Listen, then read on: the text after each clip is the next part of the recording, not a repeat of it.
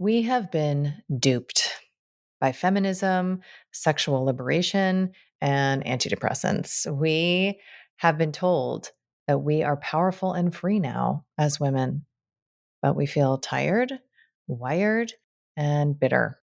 We're mostly eating right, exercising and meditating, wrangling to do lists, and arranging playdates. And yet there's a haunting hollowness beneath the huge complaints. What if I told you that there is a huge storehouse, a reservoir of energy inside of you that has not been tapped, that you could feel light and pulsing, excited and alive in ways that a wellness lifestyle cannot deliver, that you could trust yourself, that the world could feel safe, and that unexpected and expected delights could start to illuminate your path. No coach, therapist, doctor, or guru required. Just you learning to get real, present, and attentive with you. I feel like I'm here to matchmake your inner parts for the greatest love affair ever written. I want to help you learn first where you're buying eggs from the hardware store, which is the source of all pain. I want to help you master entering through the upset, which is the only spiritual practice you'll ever need, and to get real comfortable putting on your villain crown, which is, in my opinion, the key to true power. And then you'll attune to your inner yes so you can live the life defined by the specific pleasure of who you are. I am so excited to announce my latest book called The Reclaimed Woman, which is available for pre order now. So if you head to the link in show notes, you can learn more about bonuses, events, and companion offerings. And I cannot wait to see your gorgeous face on the path.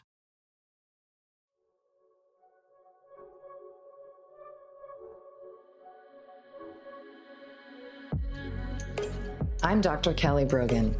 You may know me as a New York Times bestselling author of a book with an exploding pill on the cover, renegade psychiatrist, pole dancer, or honorary member of the Disinformation Dozen.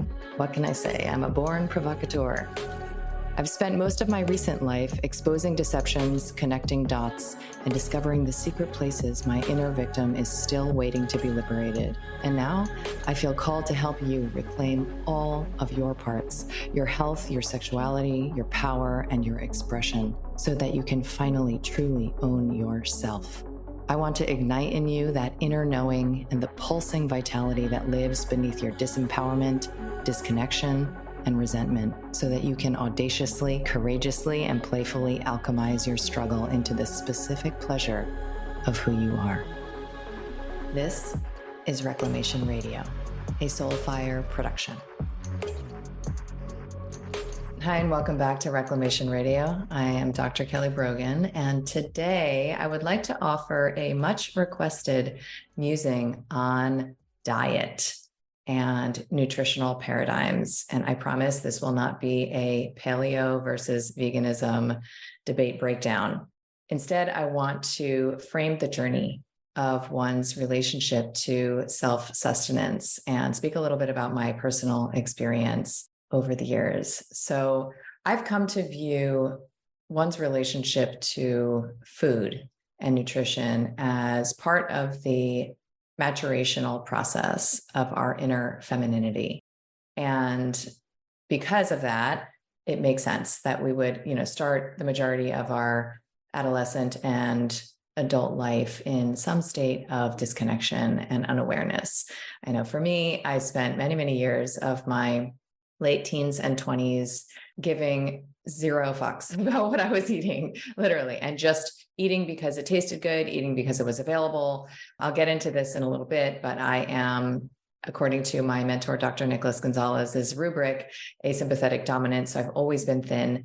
Literally doesn't matter what I eat. So I could treat myself like a garbage dump and it doesn't matter. I don't gain a pound.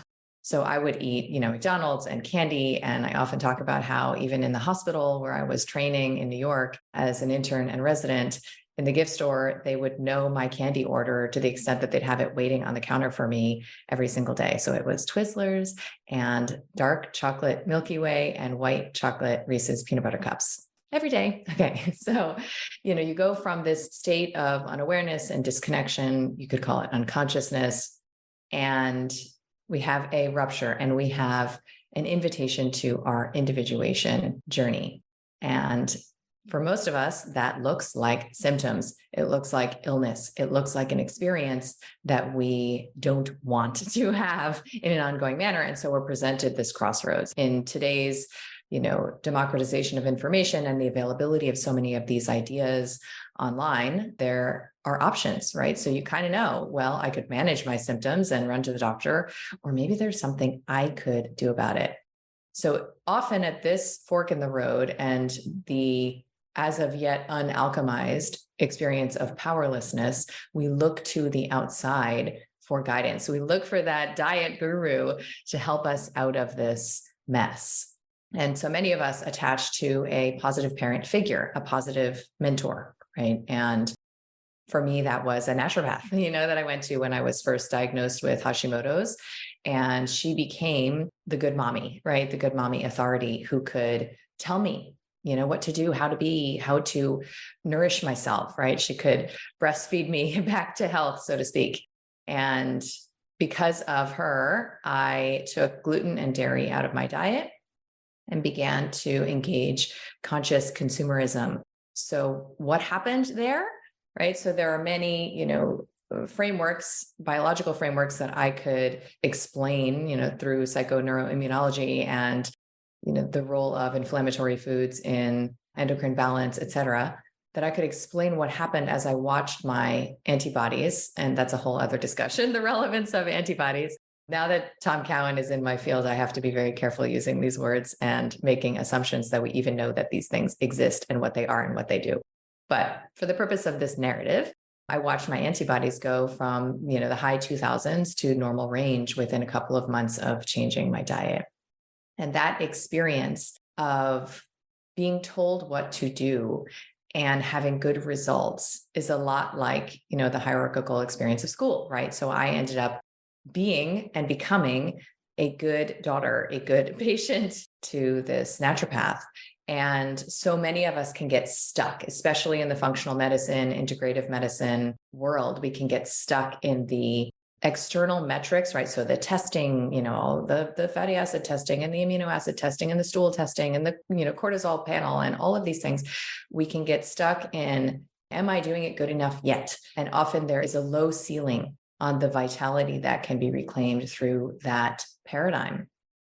So as we move along in maturation and healing of our inner mother, we can get to this place where self-sustenance is totally guided by that inner knowing, and specifically becomes an experience of listening, right? So that receptive feminine comes online. You begin to listen to your body and relate to your symptoms, to the messages that come from your body with curiosity. And then eating becomes a pleasurable experience of self-nourishment, right? So I have visions of myself, one day in the future where every single thing that I put into my mouth is an ecstatic moment of connecting myself to the natural world. That is possible. And I do see it as the archetypal journey of this feminine maturation. So I had already put my Hashimoto's thyroiditis into remission with the diet that I share in my books and in Vital Mind Reset. And it's an ancestral type of diet. And I already started to translate this into my private practice at the time that was focused on helping women to come off of medications and first offering their systems a signal of safety, chiefly through this anti-inflammatory diet.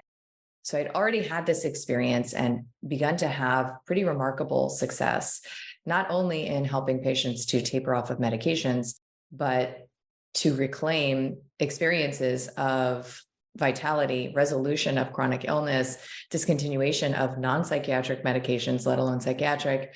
I had already seen this. So I knew that there was something to this diet thing. And of course, the mindset shift that accompanies reclaiming your power of choice. Because if there is one choice that we make all day, every day, it's what do I put in my mouth? And so the ritual of reclaiming that begins to shift your system out of stress physiology and into regenerative physiology. I'm a firm believer of that. So I had already had these experiences when I began to work with my mentor, Nick, in 2014. And I am a believer that living proof is the greatest inspiration, right? So that's why I focus on publishing case reports and case series and randomized trials and gathering testimonial videos from people who have worked with my program and my approach. And I don't want to take health, wellness, and dietary advice from somebody who appears unwell. So when I met him late in his 60s and he did not have a single health ailment, did not wear eyeglasses for reading, and had more energy than could be contained in one human, I was deeply inspired. And that was before I learned about his outcomes, which have, as far as I'm aware, not been matched in the scientific literature. And these are in neurodegenerative illnesses, in cancer diagnoses, including terminal cancer, across the board. So I always felt that he had the answer to everything. So he was such a positive parent figure for me. And it was very inspirational for me to orient this sort of like just crystallizing awareness around the power of nutrition, what I was seeing in my practice, what I had been experiencing in my own body and my own health trajectory, now felt like it had a home, because the system that he worked with is a 12 diet model and is inspired by folks like Weston Price and Pottinger, and the idea that ecologically in these different niches across the world, we develop a balanced nervous system in tune with the available environment and associated nutrients, right? So this is why you have folks, Eskimos who eat primarily fat and meat, and you have Amazonians who eat primarily plants, right? So there is not one diet. However, there is this spectrum of diets. He did not believe that veganism was included in the spectrum. And he helped me to understand that the types of folks who would come to my practice, specifically those struggling with so-called multiple chemical sensitivity, with depression, with autoimmunity, with allergies, that these individuals are best balanced with a highly acidic meat, and red meat specifically, and fat-containing diet. So Nick essentially helped me to understand my success and contextualized the patients that I had been working with as parasympathetic dominance.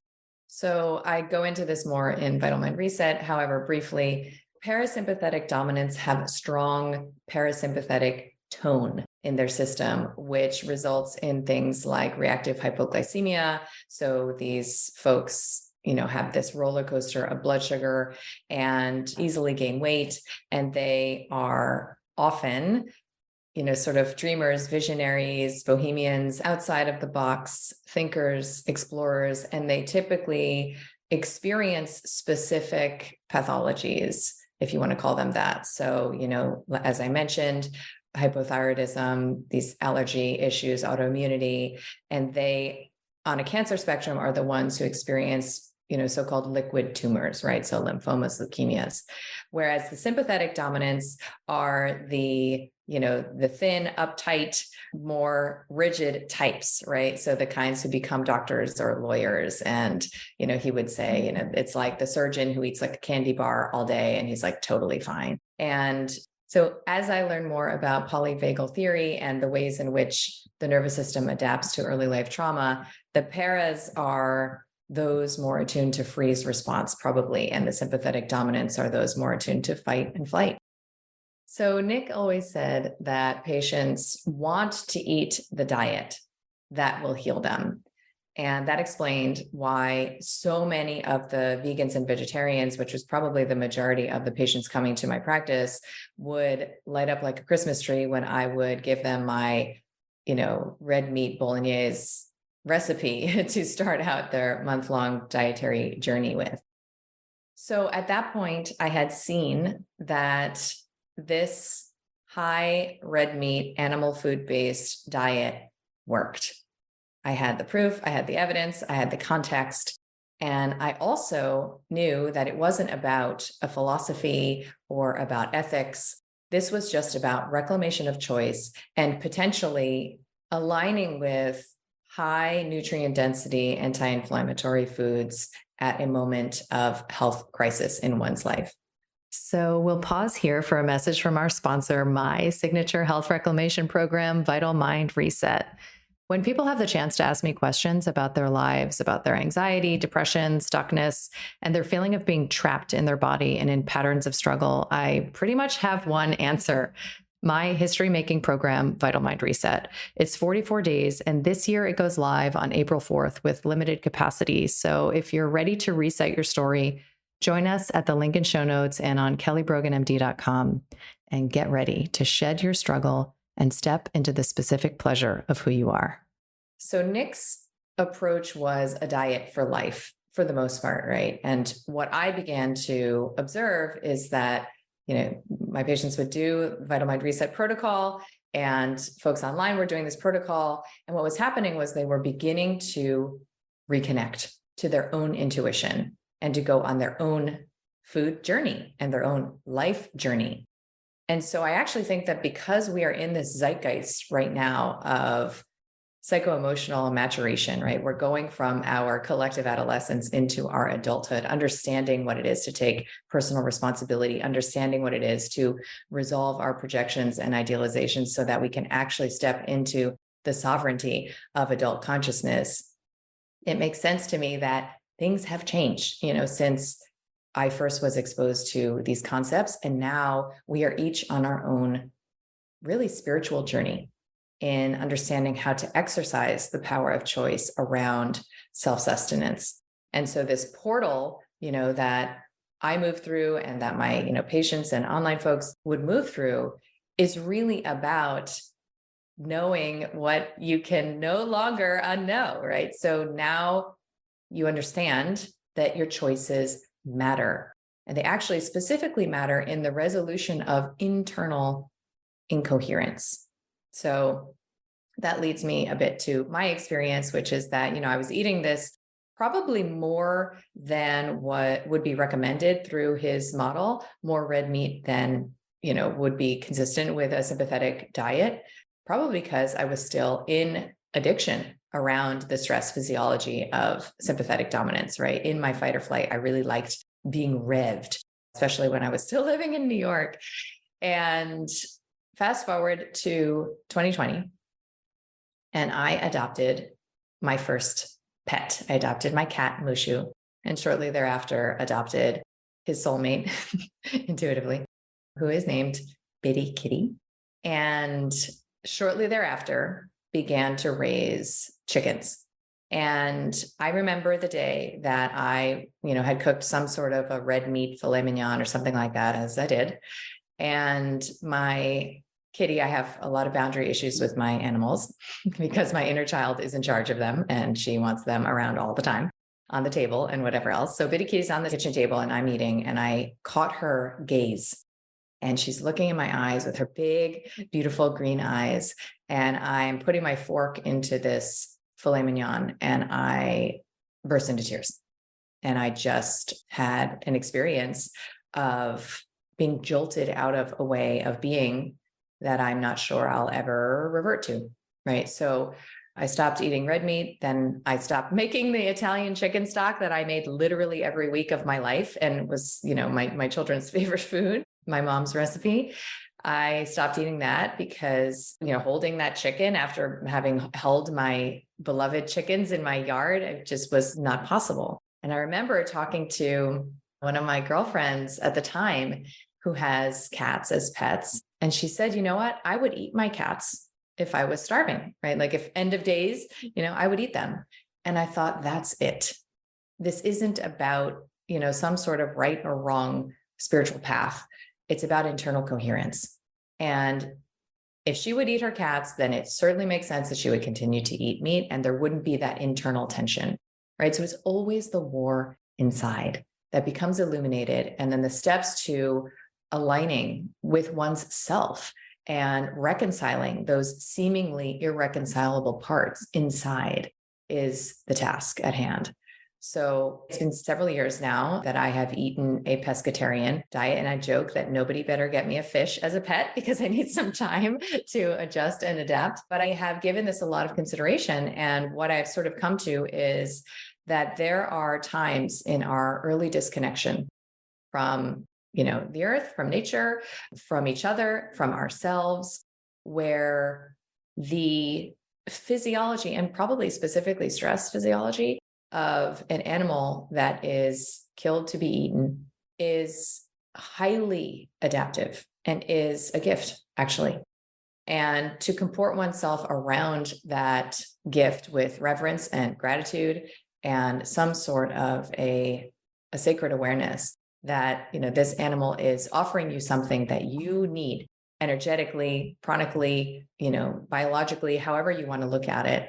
I think that over time, we can unlock and unleash enough of our inner energetic resources. I mean, that's obviously why people can live without food or water and have done so for decades, right? So, breatharians know this, and water fasters know this, and frugivores know this. There are ways that we can heal sufficiently, integrate sufficiently, and begin to access dimensions of ourselves that provide that self-nourishment. But it doesn't happen when you're steeped in childhood trauma and all of the incoherence in your life is unaddressed, right? So perhaps if you become a vegan or a vegetarian too soon, and for reasons that are related to being right and good, you're so much in your trauma field and you're so little motivated by the curiosity of listening to your body and seeking the already there pleasure of self-nourishment that your body's going to show you, this isn't it, and it doesn't work, and you're not ready. And not that it's like a readiness, like a linear thing. However, for me, it has been. And I'm careful, not to imply that I am more healed, more spiritually attuned or somehow superior. And that's why I can eat this way. It's just that I listened to that inner calling, and I actually felt the signature of lasting change, which is relief. When I personally shifted my diet in this way, I felt I actually continue to feel immense relief. And if I just felt like I'm doing the right thing and I need other people to do the right thing in order for me to feel justified in my rightness, odds are, I would probably struggle with symptoms. And the transition on a health level has been totally unremarkable. For years, I have not noticed much of anything. However, I do have awareness around the fact that there is a potential nocebo hexing in there, because I do still carry the belief that there are nutrients that are not available, through a vegetarian diet. It's what I studied for many years in the early part of my career. And it's possible, that I could then create that reality over years, right? Where I am becoming nutrient depleted over years, because often the patients that I would work with were vegetarian for several years before the shit hit the fan for them. And they were invited to explore, their relationship to what it was that they were putting in their body. So in the summer of 2022, I did a water fast. And it was 7 days of water only. I talk about my journey and also interview my friend, Andy Kaufman, who inspired this in the Sovereignty series. And my experience of eliminating all food and beverages other than water for that week, and then it was fruit only for 2 subsequent days, was so illuminating around the emotional relationship that I had to specific foods and beverages, that I really was invited through that process to sit with myself and the parts of myself that I was distracting my awareness from in a way that was very, very, very challenging and also clarifying, right? And so coming out of that, I thought, okay, well, I'm going to shift my diet now to mostly fruit. And that was a total no-go for me. Right? So it's just not a fit. And that's not to say, that Lauren Lockman, who is the lovely human who led the fast, who's been a frugivore for like 30 years, seems radiantly healthy, that isn't real for him, right? And it doesn't beg the assertion of the one final dietary landing place. So the power of pattern disruption, the power of self-experimentation, the power of following your intuitive call to create a little laboratory to explore and decipher your body's own messages. It lays fresh snow on the mountain and you can ski new tracks. To this day, I still explore and listen and experiment. I mean, yesterday I had, 2 sticks of butter and 6 eggs. It's like I'm playing around, always exploring, my relationship actually to like nurturing beverages and specifically matcha that's on deck for me. And I want to listen, I want to learn. And I also want to resolve that little whisper inside that says, this isn't really a fit for you, with the power of my daily choices. I also came out of the water fast thinking like, wow, Vital Mind Reset is really easy. It's a really easy way to reclaim your life because there are outcomes through water fasting. And I think as we understand the power of water as information, right, we can explain these outcomes in a profound way. However, I was like, yeah, Vital Mind Reset is a way easier approach to saving your own life than this is. Maybe this comes like way down the line after something like Vital Mind Reset. So I've really come to appreciate the difference between the inner yes that is a guidance, is a connection to, if you want to call it, your higher self, your self with a capital S. And that inner yes often is very quiet. It's very uncharged and neutral energetically, relative to the inner yes that might be appeasement focused. I want to get straight A's on life. I'm afraid of illness and death. Like, I'm going here. I must. That charged yes sometimes will take you to a place where there are opportunities to reconnect to that quiet yes again in the future. And the only way to really begin to feel for that intuitive, quieter yes is to send your body a signal of safety, to begin to create the container for your curiosity and your capacity to listen to yourself. And I do think that's why a very structured program, a ritual, if you will, can be that portal of introduction to your own intuition. I mean, I've certainly seen it work over and over and over and over again, that the commitment and the exercising of your power of choice in the form of a diet protocol at some point in your life. I always say that Vital Mind Reset is meant to be done literally one time in your life. At some point in your life can be a very, very powerful pattern disruptor that introduces you to yourself so that you can continue to walk yourself home. Hope that was helpful. If you're struggling with brain fog, fatigue, or anxiety, and you want to access game-changing life hacks based on my history-making health reclamation program, Vital Mind Reset, you'll love my free Calm Body, Clear Mind live workshop coming up. So opt in at the link in show notes or at kellybroganmd.com/calm-body. See you there.